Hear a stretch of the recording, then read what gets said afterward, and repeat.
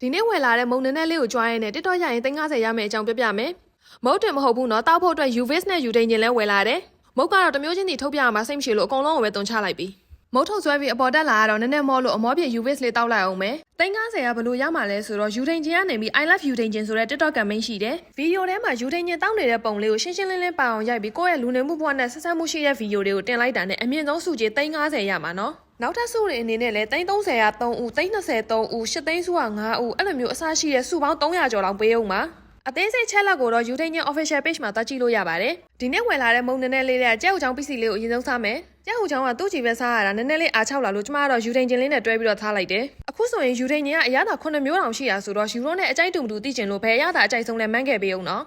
I love Udinyan TikTok campaign မှာ video post တင်ရမယ့်ကာလ18ရက်1လ2026ကနေပြီး18ရက်3လ2026အထိနော်ယူဒိန်ညင်တောက်တဲ့ဗီဒီယိုတင်ရင် I love ယူဒိန်ညင် TikTok campaign မှာဘယ်သူက350စုကြီးရသွားမလဲဆိုတာကိုတော့အရင်သိချင်နေပြီအဆုံးထိကြည့်ပေးလို့ကျေးဇူးပါ bye